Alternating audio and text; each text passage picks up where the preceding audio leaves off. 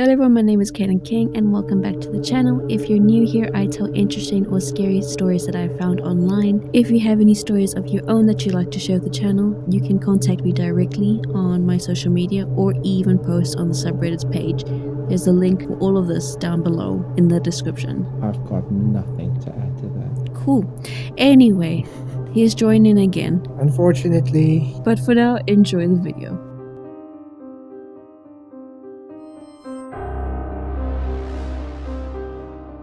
This happened in northeastern Oklahoma within the Cherokee Reservation around 2008 in the beginning of fall.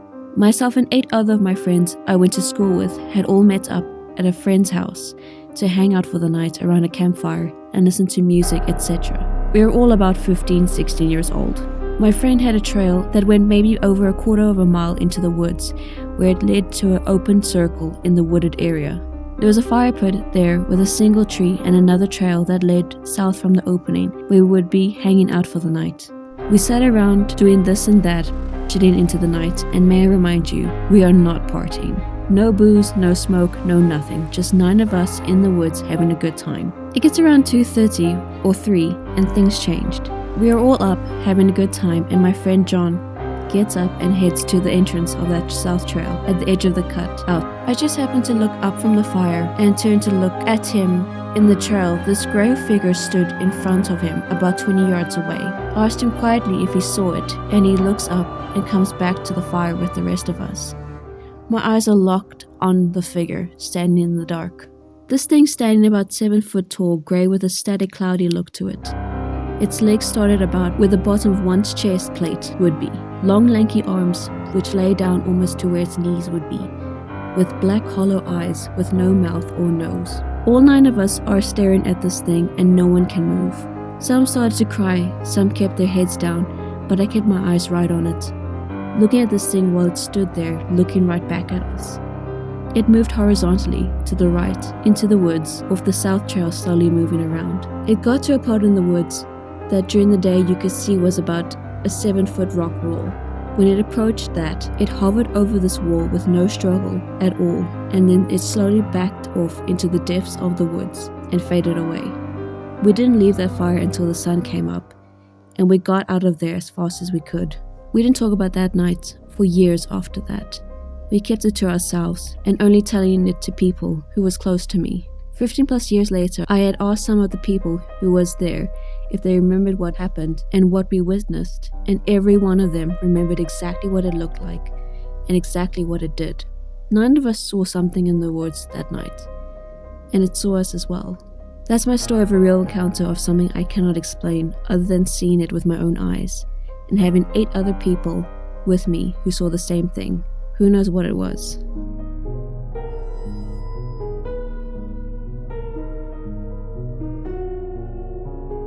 I know we can't say for certain what crawlers are, but I can tell you 100% that they are able to mimic voices and sounds. Many times crawlers will use the ability in short phrases such as "help me," "I'm lost," etc. I believe they use these short phrases or words to make themselves sound vulnerable in order to draw people in.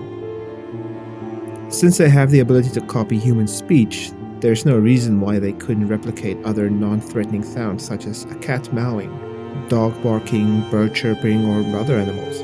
You may think crawlers would need to hear these voices or sounds multiple times to be able to match what they're hearing. This may be true to some extent, but from my personal experience, it was able to reproduce my voice instantaneously. In my case, a friend and I came across a crawler before I ever knew what a crawler was. We thought it would charge at us because it looked menacing. I made my best attempt to scare it off by making this primal yell. Not only was it unfazed, but it yelled back instantly in what sounded like my own voice. I was in disbelief at the time and yelled at it again, and it replied back with no hesitation.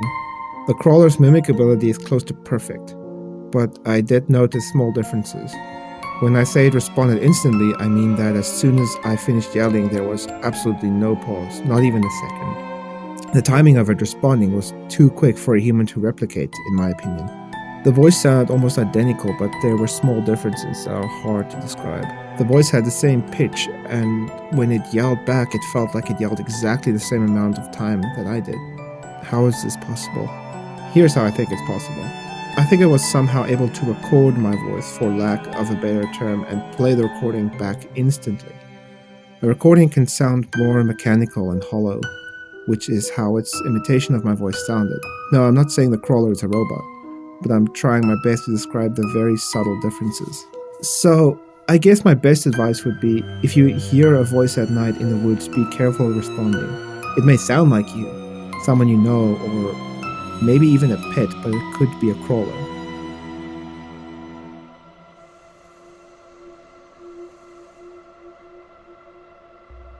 I worked at a store that was very close to my house, so I walked home every day. The map of the story is, there's my job, my friend's job, a traffic light, a small park, another traffic light, 3 abandoned stores, and finally a gas station. The only busy part of this route is the gas station. One day I was leaving work and it was starting to get dark. When I left, there was an employee fixing the electrical box of the store that my friend works at. I glanced at him, not thinking anything of it, and waved to my friend. She smiled through the glass door, and I continued on my way. It was just another normal day. When I was exactly in the middle of the park, I glanced quickly over my shoulder, because I'm an anxious woman, and saw the electrician who I just saw walking behind me. Everything I'm going to tell you now happened very quickly. When I looked back again, his eyes were fixed on me, and he had no expression on his face. All the alarm bells were going off in my head, so I started walking at a faster pace, more out of paranoia than real fear. So I looked again, this time more slowly, and I noticed that his steps increased in speed just like mine. His expression also changed to anger and impatience, like a hunter frustrated because the little rabbit ran too fast. I think deep down our survival instinct knows when someone wants to do something bad to us just by looking at them. I hadn't started running yet, but the park, which was actually small, suddenly got much bigger. I don't know if when I looked back a third time my fearful expression gave me away, but instead of walking he began to almost run and walk at the same time, his strides becoming so long that it was awkward to look at. And so I ran. I had seen this 1,000 times on the news. The park was empty, it was just me and him. I knew what he wanted to do. I had my phone in my hand, but the adrenaline was telling me to keep running and running. I ran the lights and crossed the street, still not daring to look back. Maybe he was right behind me. What would I do? I thought after arriving at the abandoned stores, he would have given up. So I looked back one last time and there he was, still not running, just walking super fast in a weird way. The adrenaline made me run even faster, and when I looked again after a while, he had suddenly stopped. The guy just stood there, his angry expression also fading away. His face looked blank. It was like he was staring into nothing, but his eyes were still fixed on me. At this point I was already approaching the gas station, and he was just a small silhouette that didn't move. My heart was still racing and my hand was shaking so badly I could barely type the password to my cell phone. I kept walking and looking back every second.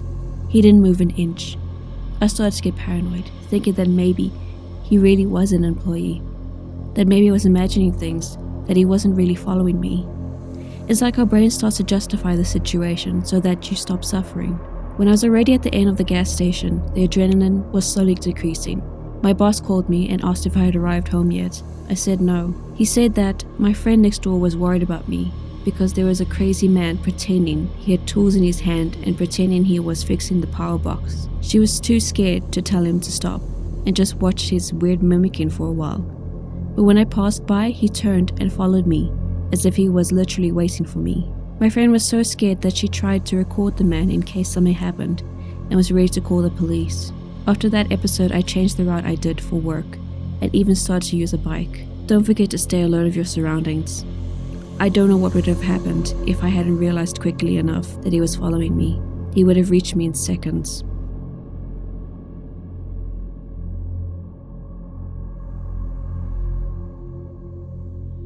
I have a lot of distance from the situation now, so I finally feel comfortable posting about it.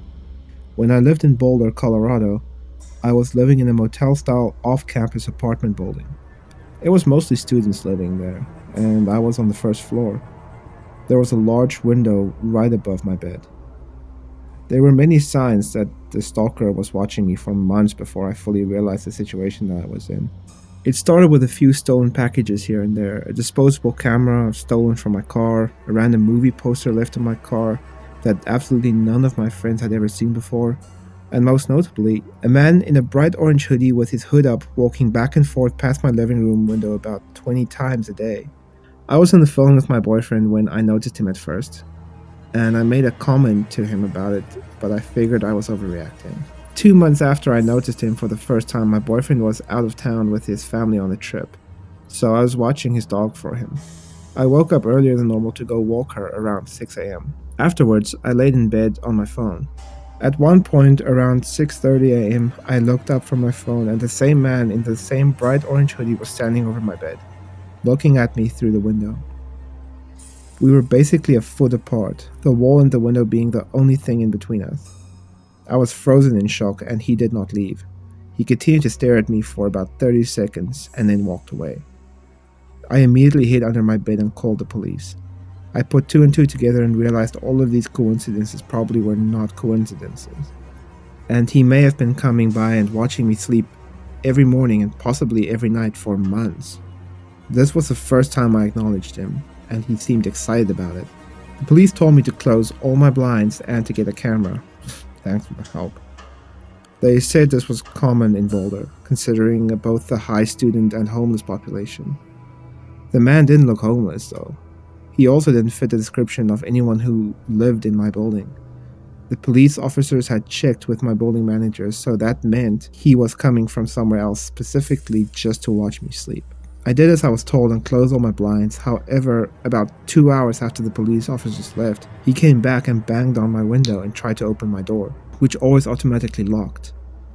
I was absolutely terrified, called the police again, and left town to go to be with my boyfriend and his family for the next few days. When I got back, I never planned to stay at my apartment alone at night, but I figured I could unpack my things as it had been a few days and he probably noticed that I was gone.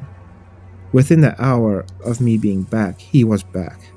And this time he held up a camera through the one crack in my blinds that I had, and held up a knife behind the camera, slowly walking by and making sure I saw. I saw all right. Called the police for a third and final time.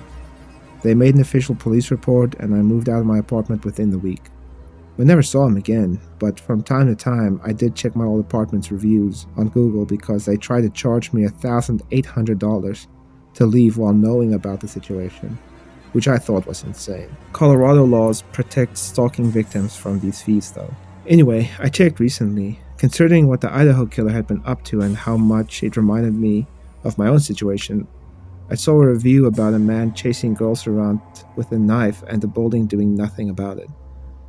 It was from a parent, and I reached out to her personally on Facebook. The same man in the bright orange hoodie attacked her daughter in the parking lot at 4 a.m. with a knife. He tried to stab her as she was getting in the car, stabbed her car when he failed to do so, and tried to slash her tires as she was trying to escape. He's still out there too. And that's it for today's video. If you enjoyed it, please leave a like, subscribe, share with your friends, and even comment down below which one was your favorite video. Please leave a like. I'd appreciate that because, I don't get paid for these videos, so... Neither do I. Oh, damn it, why am I here? If you have any stories of your own that you'd like to share, again, there are links down below which you can contact me or post on the Reddit page. But in the meantime, I hope you guys have a great day. Bye-bye. I made my best attempt to scare it off by making this primal yell. I'd have loved to hear that.